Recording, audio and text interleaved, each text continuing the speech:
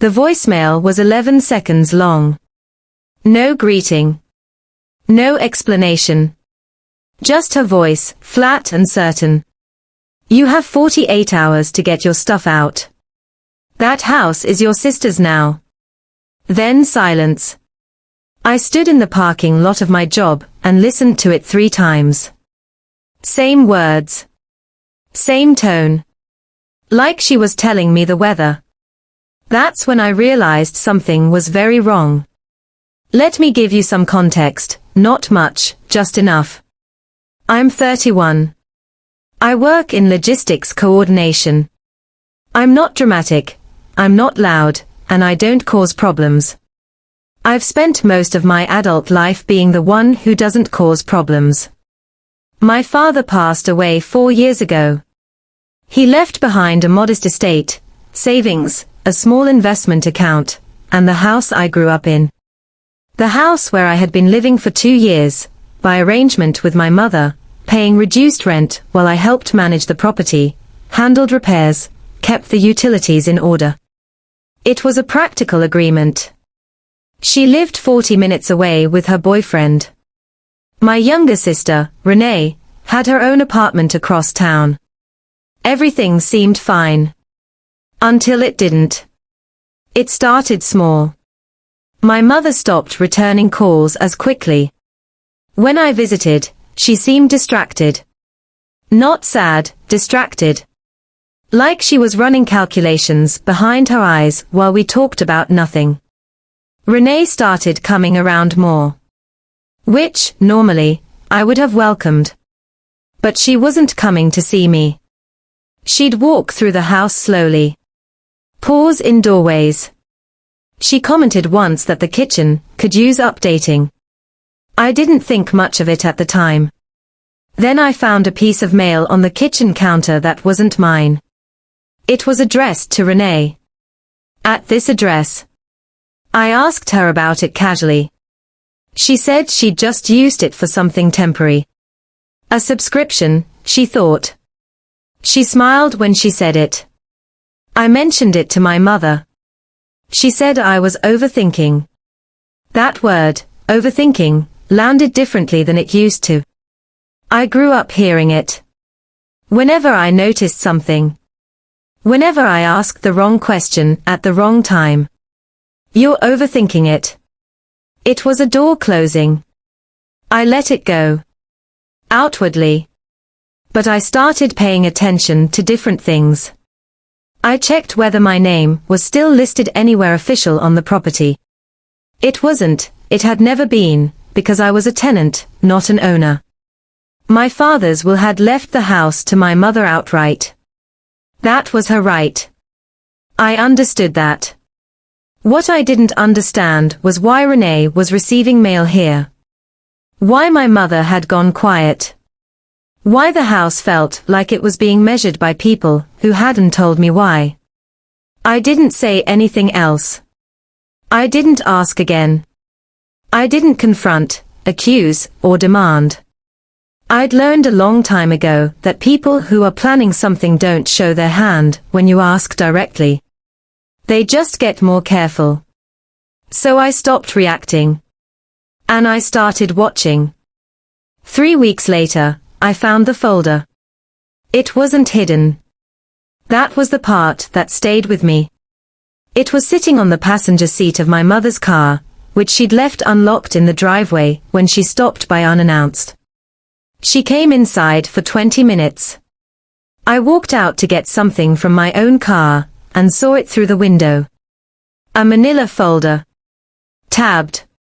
Organized. I didn't touch it that day. But 2 days later, she left it on the kitchen table while she used the bathroom. She was comfortable. That's the thing about people who think they've already won, they get comfortable. I photographed every page. Quietly. Quickly. 14 photos in under 3 minutes. Then I sat down before she came back, and we talked about nothing for another hour. That night, I went through what I'd captured.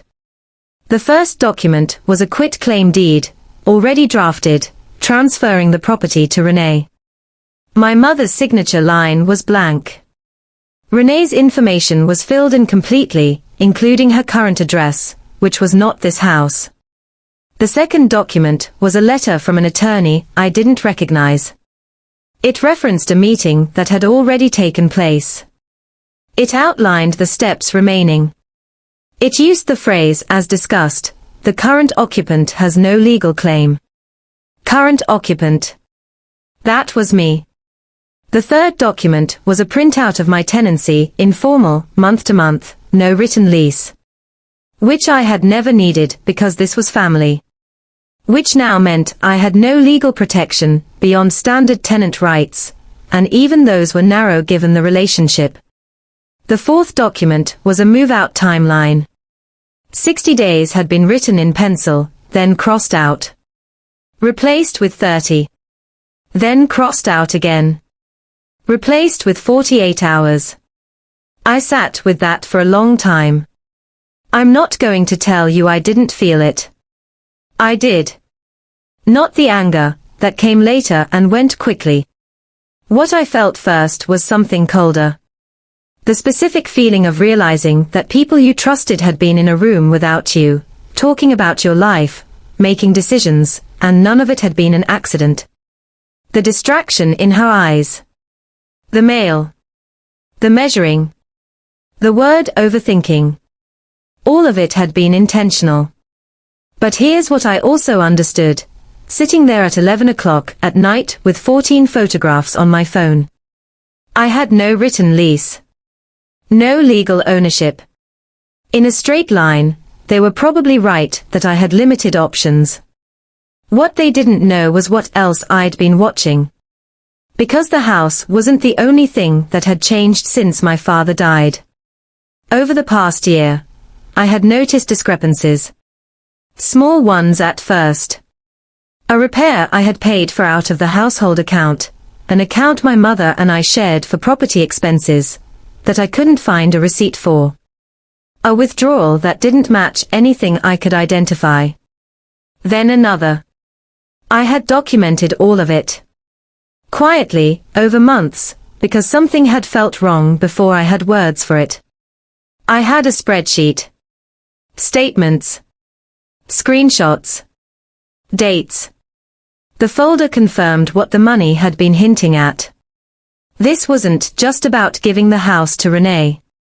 There was something else going on.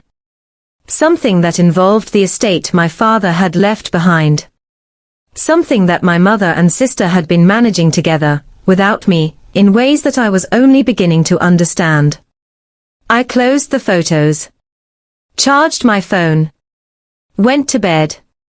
I didn't say a word the next morning when she left.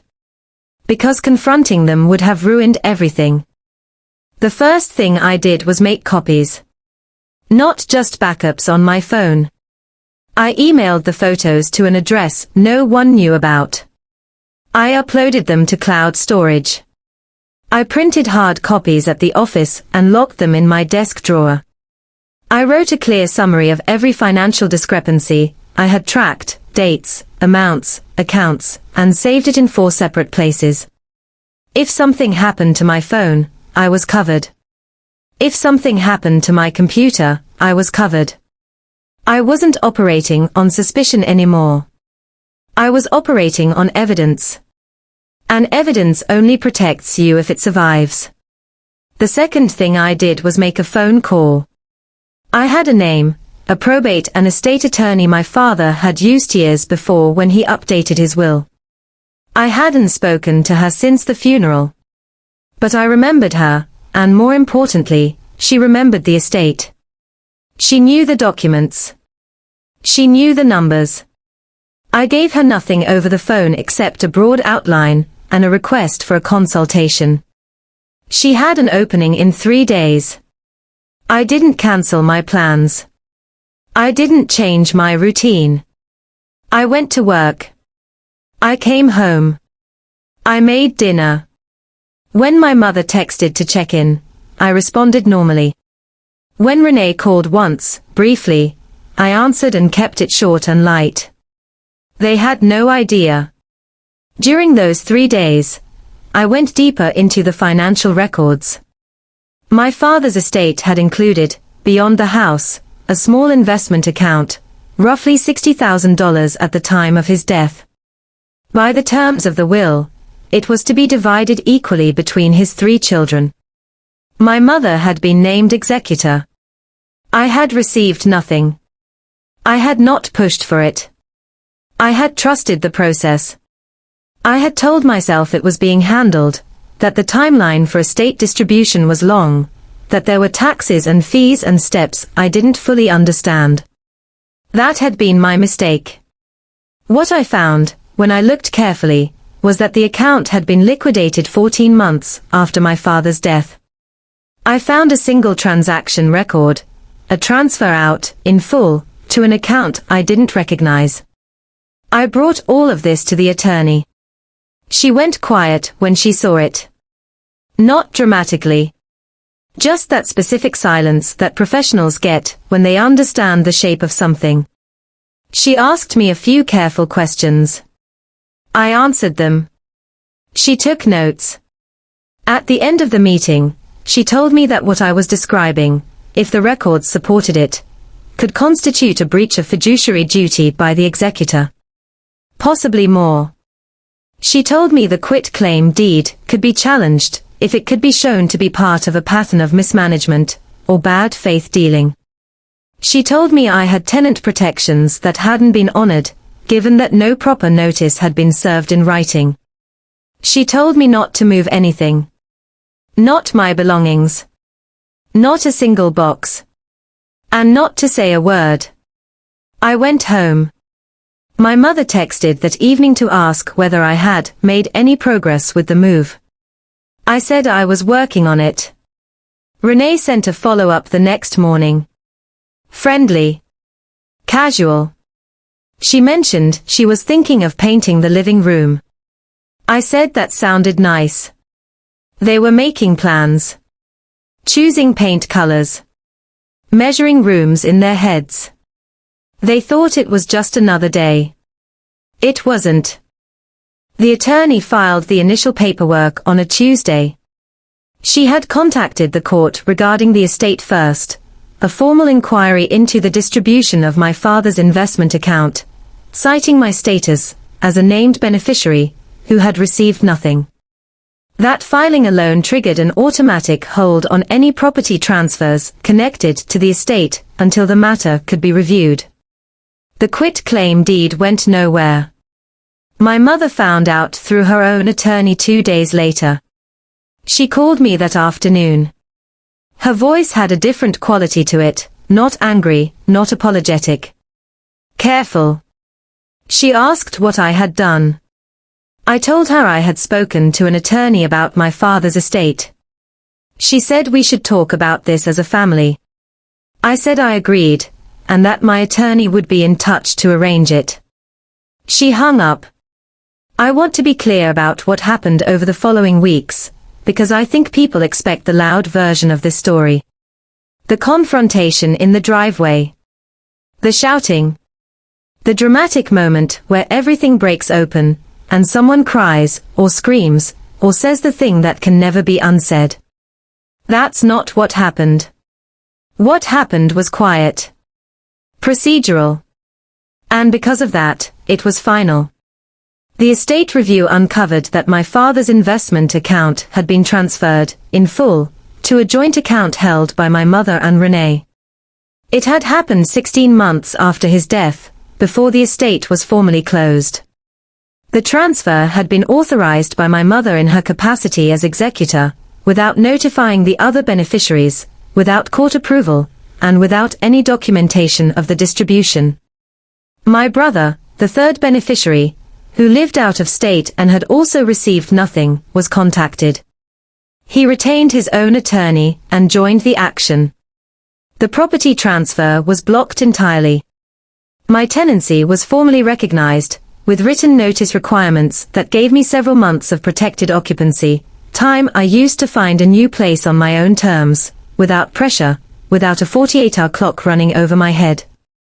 The financial matter was settled outside of court, after 4 months of negotiation. I won't give the exact number. But my brother and I were both made whole, with interest, from the funds that had been redirected. My mother did not go to jail. That's a question people sometimes ask when they hear a story like this. They want to know if someone went to prison. She didn't. What she faced was a civil settlement, a formal reprimand in the estate proceedings, and the legal fees from 3 separate attorneys. She also faced the loss of something harder to name, the version of things in which she was reasonable, and I was the problem. Renee got nothing extra.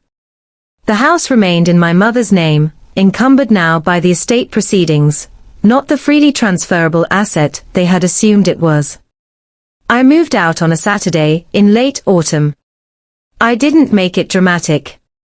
I rented a small truck, loaded my things methodically, left the house clean. My mother wasn't there. We had spoken once since everything concluded, briefly, practically, about logistics.